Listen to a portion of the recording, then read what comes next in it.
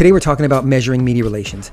Now, it's a very strong topic of conversation and sometimes concern with some PR pros, and for good reason. Budgets are tight, and a lot of CMOs and other executives are demanding to see value in their investments.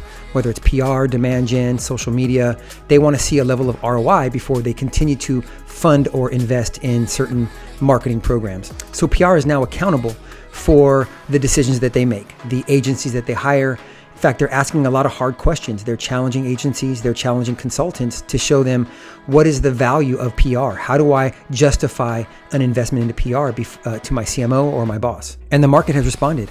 A lot of technology vendors are now innovating, trying to acquire new companies, and really thinking out of the box to prove and show business value and impact to their customers. Back in the day, it was Cision, which at that time was the only software provider to track coverage. And more recently, in 2018, they acquired a company called Trendkite based out of Austin, which really was pushing the needle in not just tracking coverage, but intelligently looking at media integrated with other third-party providers to really demonstrate a level of business value for clients. And today you have other companies like Muckrack and Inclusive, which again are thinking about different ways to demonstrate value and show the impact that PR can make on website visitors, on conversions, on engagement, on community growth. And so the market right now is ripe for PR pros to really think about the way that they're measuring PR today. And since we're on the topic of measurement, I want to talk about one specific data point, and that's share of voice. Now, don't laugh, don't grin. It's still a metric and KPI that's used by many marketing and PR organizations today. And the question that people always ask me is it a relevant data point? Does it matter if my share of voice is 25% versus 50%? And so I'm going to talk about kind of the elementary way to look at share of voice, but then other ways to also elevate the way you look at share of voice and think about it a little bit differently, again, in an effort to show business value to your CMO and other executives. Now, it's not the only data point. It's one of many more impactful data points, but it is important, again, if done right. So what is share of voice?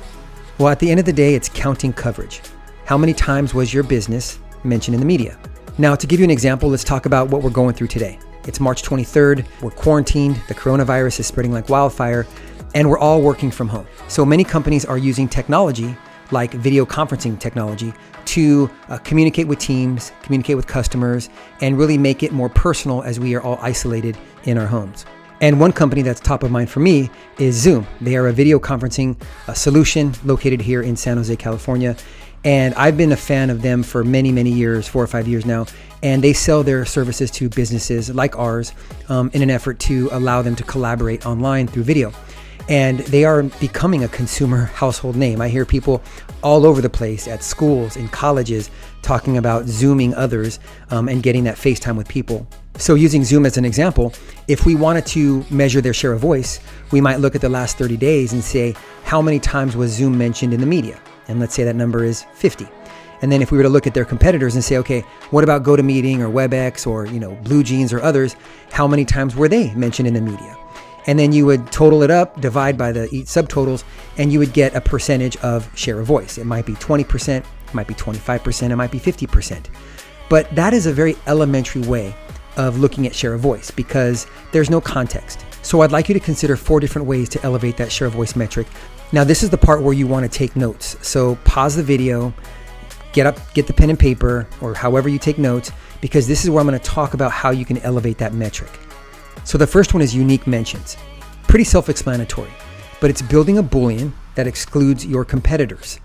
The second is measuring just exclusives. And what that means is your brand mentioned in the headline or is it in the body? So I believe that if it's in the headline, it's a little bit more relevant than if it was in the body. It doesn't matter if your competitors were mentioned or not. If your company, like Zoom, was mentioned in the headline, that is a pretty valuable piece of coverage. And that's one that I would count. Another way to think about this is to take your media list, maybe your top 50 or top 100, and measure your share of voice against just that list. Not only does it eliminate the spam, but in my opinion, it shows you a more accurate representation of how relevant you are within the media that matters the most to you. So I would take it one step further and do 2 things. I would look at exclusive coverage. So is my brand mentioned in the headline or the body? And then I would also exclude my competitors. Now, it's important when doing this that you follow the same technique with your competitors. So their exclusive coverage and then excluding you and the other competitors. So there are some people in the industry that don't necessarily agree with my thinking as it relates to exclusive coverage. But if you think about it, how often are people reading the full context of an article, right? They see an article in social media or a Google search, they read the headline, they read the subhead, they skim the rest of the article. They're not reading the full article, especially just given how dynamic and how busy we are as professionals. They see the headline, and when your brand is in the headline, not only does it drive mind share, but it also drives visibility in Google. And the more coverage you have with your brand in the headline, the more real estate you'll have in Google. And we all know that earned media content has the shelf life of pretty much forever. So before I close today, I'd like you to consider one more thing. When you're pulling share of voice coverage, make sure you segment the content sources. In other words, pull just news media when looking at share of voice. Don't consider social data or data from Reddit or other forums. Now, I'm not saying it's not important to look at that data, because you do want to look at the context of the conversation, but the way that people talk about your business in those platforms, it's very different than the way journalists are talking about you in the media. So over the next 2 weeks, we're going to continue talking about measurement. Next week, I'm going to introduce a new concept called share of conversation and share of coverage, which is just a different way of measuring the impact of media relations and also social media. And right now it's March 23rd. We're still quarantined. So I hope you're staying safe. Hope you're staying home. And I hope to see you next time. And until then, have a great day.